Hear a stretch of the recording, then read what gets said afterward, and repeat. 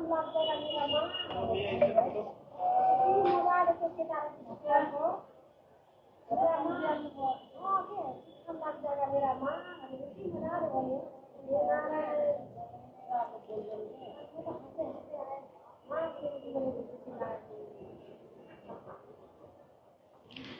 Dwarkadhish. Dwarka today Facebook live page અને હું વૃંદા પાટી આપ સૌનું સ્વાગત કરું છું. આપ સૌ કોઈ જોઈ રહ્યા છો ભગવાન શ્રી દ્વારકાધીશની દિવ્ય ધ્વજારોહણ વૃંદા પાડિયા સાથે દ્વારકા ટુડે ફેસબુક પેજ પર. આપ સૌ કોઈનો દિવસ શુભ હોય, મંગલમય હોય એવી શુભકામના સાથે આજે નવરાત્રિનું ત્રીજું નોરતું જ છે.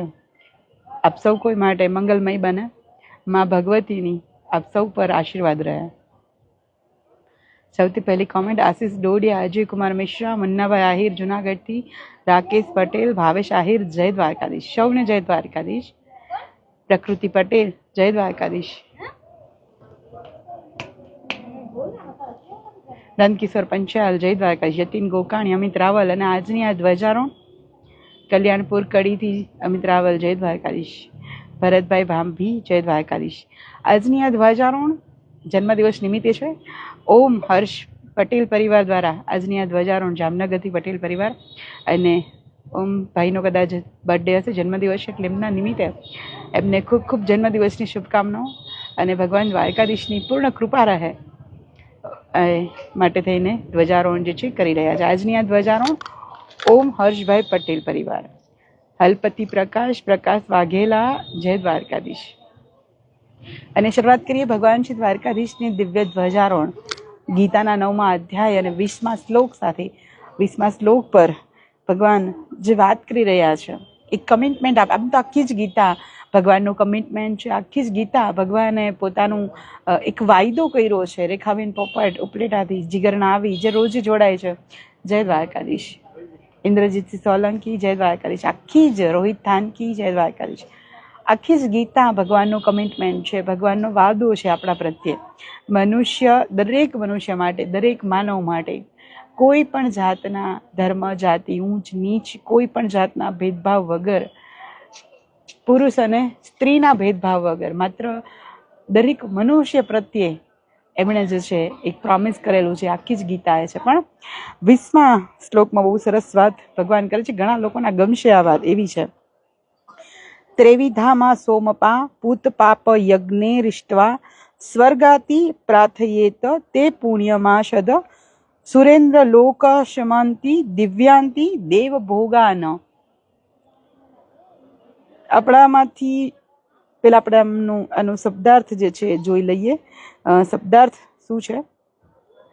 ત્રણેય વેદોમાં, ત્રિવિધ એટલે ત્રણેય વેદોમાં રહેલા કર્મ કરનાર, વેદમાં વિહિત કરેલા યજ્ઞો વડે, એટલે કે વેદમાં જે કીધું છે એના વડે જે લોકો મારું યજ્ઞ વડે મારું યજન કરે છે અને બીજા દેવતાઓ મારું જ રૂપ છે એમ ન જાણતા પણ વસ્તુએ ઇન્દ્રાદિક રૂપે જે હું તેને યજન કરું છું, એ યજ્ઞમાં સોમરસનું પાન કરી અને શુદ્ધ થયેલા એવા પુરુષો સ્વર્ગની ગતિ જે છે યાચના કરે છે અને એમને સ્વર્ગલોક પુણ્યના ફળ રૂપે મળે છે. ઇન્દ્રલોકમાં જઈને તેઓ દેવતાઓ સાથે દિવ્ય ભોગ ભોગવે છે. મેં આજનું કેપ્શન પણ મૂક્યું છે કે આવા લોકો સ્વર્ગને પ્રાપ્ત કરે છે. ભાવિકા પંચાલ, ભરતભાઈ ચાલોડિયા, કાનાભાઈ ગોજિયા, દિલીપ ડાંગર જય દ્વારકાધીશ. કનુ ઠાકોર મહેસાણાથી જય દ્વારકાધીશ. સંદીપ પટેલ, અરવિંદ ચાવડા જય દ્વારકાધીશ. તો આવા લોકો સ્વર્ગને પ્રાપ્ત કરે છે. કોણ લોકો? ઉદય ભવસાર, ભરતભાઈ ચોલાડિયા જય દ્વારકાધીશ. કે જેમને સ્વર્ગની ઈચ્છા હોય. આપણે દરેકને એક જ્યારે પણ સ્વર્ગની વાત આવે એટલે જનરલી આપણી ઇમેજિનેશન હોય એ તરત જ આપણે વિચારવા માંડીએ કે આમ સફેદ વાદળાઓ હોય, અપ્સરાઓ હોય, નૃત્યનું નાચગાન હોય, સામે ઇન્દ્ર બેઠા હોય. આપણા માટે સ્વર્ગની આ જ વ્યાખ્યા છે. આપણે આને જ કદાચ સ્વર્ગ માનીએ છીએ. કારણ કે આપણે સિરિયલોની અંદર ને ટીવીની અંદર અને અત્યારે સોશિયલ મીડિયામાં તમે ચેટ જીપીટીને પૂછો કે સ્વર્ગ શું છે, તો એ પણ કંઈક આવું જ ચિત્ર જે છે બતાવશે. કારણ કે આપણે આવું જ કંઈક સાંભળેલું છે. પણ સ્વર્ગ કે જ્યાં સમય પણ ઊભો રહી જાય, જ્યાં તમને બધી જ વાતનો પૂર્ણ સંતોષ મળે. તમે જ્યાં પહોંચો ને એટલે તમને એકદમ શાંતિ મળે, સંતોષ મળે, એક પોઝિટિવિટી મળે અને ત્યાં બધા જ ભોગ છે એ તમને મળે ભોગવવા માટે થઈને. અને સ્વર્ગ એ થોડું એવું સમજાવેલી વાત છે. તો હવે અહીંયા 20મા શ્લોકમાં ભગવાન શું કહે છે કે જે લોકો વેદોમાં વિહિત, એટલે વેદોમાં જે રીતે કહેલું છે, ભગવાન બહુ સ્પષ્ટ, આગળ બહુ સ્પષ્ટપણે વાત આવશે. ભગવાન કહે છે કે વેદો અને ગીતામાંથી જો ક્યારેય ગીતા અલગ કહે અને વેદો અલગ કહે તો તમે વેદોનું સાંભળજો, તમે ગીતાનું નહીં સાંભળતા. સ્પષ્ટ આવશે વાત, આગળ કહેશે ભગવાન અધ્યાયમાં. કારણ કે ભગવાન પોતે માને છે કે વેદ જે છે એ સંપૂર્ણ જ્ઞાન છે. આખી સૃષ્ટિ પછી બની, પહેલા વેદ બન્યા છે, કારણ કે વેદ સૌથી પહેલા બન્યા, પછી આખી સૃષ્ટિ બની છે. એટલે વેદનું મહત્વ ભગવાન ઈશ્વર પણ પોતે માને છે. એટલે જે વેદોમાં કહ્યું છે, જે પરમ જ્ઞાનની અંદર કહ્યું છે, એ પ્રમાણે જે લોકો યજ્ઞ કરે છે, મેં એની પહેલા પણ જ્યારે છે બીજો યા ત્રીજો અધ્યાય હતો ત્યાંથી જ આ વાત તમને સમજાવી હતી કે આપણે જનરલી સ્વાહા સ્વાહા અગ્નિની અંદર હોમ હવન કરીએ ને આપણે યજ્ઞ કહીએ, પણ એ યજ્ઞ નથી. ભગવાન સત્કર્મ આખા જીવનને એક યજ્ઞ કીધો છે. આખા જીવનની અંદર આપણે સત્કર્મ રૂપી આહુતિઓ આપવાની છે.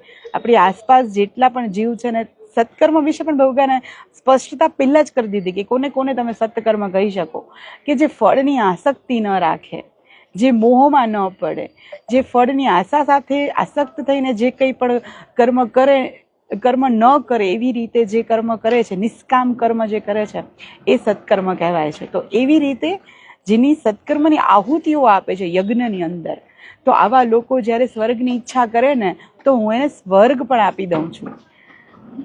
ભગવાન અહીંયા સમજાવે છે કે જેને પણ ઈચ્છા હોય, જેને પણ કામના હોય કે ભાઈ મને સ્વર્ગ જોઈએ છે, તો એને સત્કર્મ કરવું પડે. અને જ્યારે એ સત્કર્મ કરે, સત્કર્મની આહુતિઓ આપે, કે જે નિષ્કામ કર્મ છે, નિષ્કામ ભક્તિ છે.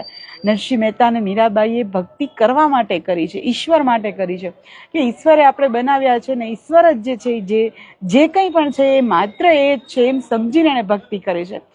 પોતાના દીકરીના મામેરા માટે ભગવાનને એમણે ભલે ભજન ગાયું, પણ એના માટે જ ફક્ત એણે ભજન નથી કર્યું કે ચાલો કુંવરબાઈનું આમેરું ભરાઈ ગયું એટલે હવે પૂરું, હવે ભજન નથી ગાવા, એવું એણે નથી કર્યું. એ પ્રત્યેક ક્ષણ એણે ભજનમાં અને ભક્તિની અંદર પોતાનું જીવન કાઢ્યું છે. એટલે આવી રીતે જેઓએ સત્કર્મ કર્યા હોય ને, પછી એ કદાચ સ્વર્ગની ઈચ્છા રાખે ને, તો અર્જુન હું એને સ્વર્ગ પણ આપું છું. પણ એણે વેદોમાં વિહિત, એટલે વેદોમાં જે રીતે કહેલું છે એ પ્રમાણે એણે યજ્ઞ કરેલો હોવો જોઈએ. અને જે મારું ચિંતન યજન કરે છે, ભગવાન શ્રી કૃષ્ણ પરમાત્મા બ્રહ્મ જે છે એને, કોઈ દેવતાઓને નહીં. આગળ 22મો શ્લોક આવશે ને, એમાં હું તમને સમજાવીશ કે દેવતાઓ અને બ્રહ્મ વચ્ચે શું ફરક છે. આપણે સામાન્યતઃ અલગ અલગ દેવતાઓને ઘણાને આદત હોય ને, મેં આની પહેલા પણ આ વાત આવી ગઈ છે કે ભાઈ શુક્રવારે સંતોષી માતા ને, મંગળવારે ગણપતિ ને, બુધવારે બીજા કોઈને, ગુરુવારે સાંઈ બાબા ને, રવિવારે ગાયત્રી માતાજી ને, સોમવારે પાછા શંકર ભગવાન ને. આપણે જનરલી આદત છે દર દિવસે આપણે એક એક મંદિર ગોતીએ છીએ અને એ મંદિરોમાં આપણે જતા હોઈએ છીએ અને અલગ અલગ પૂજા કરતા હોઈએ છીએ. પણ આ હમણાં જ આવશે, આ જ અધ્યાયમાં 22 થી 23મા શ્લોકમાં આ વસ્તુ બહુ સ્પષ્ટપણે ભગવાન સમજાવશે. તો વેદોમાં જે જ્ઞાન છે, વેદોમાં જે કીધેલી વાત છે, એ વાતોને માનીને, એ જ્ઞાનને માનીને જે લોકો પોતાના જીવનરૂપી યજ્ઞની અંદર સત્કર્મની આહુતિઓ આપે છે ને, એને પછી સ્વર્ગની ઈચ્છા કરે ને, તો હું એને સ્વર્ગ પણ આપું છું. એ લોકો સ્વર્ગને પ્રાપ્ત કરે છે, પોતાના પુણ્યના ભોગ ભોગવે છે, દેવતાઓ સાથે તેઓ રહે છે. આટલી વાત 20મા શ્લોકમાં ભગવાને સમજાવી. આપણી સમક્ષ ભગવાન છે દ્વારિકાધીશની સુંદર ધ્વજા, અને ધ્વજા બરાબર આપણા માથા ઉપર જ ફરકે છે. સૂર્યચંદ્રના ચિહ્નોથી અંકિત લાલ, પીળા અને બ્લુ રંગની ધ્વજા. આજની આ ધ્વજારોહણ ઓમભાઈ હર્ષભાઈ પટેલ પરિવાર દ્વારા, જામનગરથી પટેલ પરિવાર દ્વારા આજની આ ધ્વજારોહણ કરવામાં આવ્યું હતું. ભરતભાઈ ચોલાડિયા, જય દ્વારકાધીશ. પ્રશાંત રાજપૂત, જય દ્વારકાધીશ. જય શ્રી કૃષ્ણ. તુષાર જાદવ, વિજયભાઈ ચાંદ, જય દ્વારકાધીશ. પરમાર વર્ષા, જય દ્વારકાધીશ.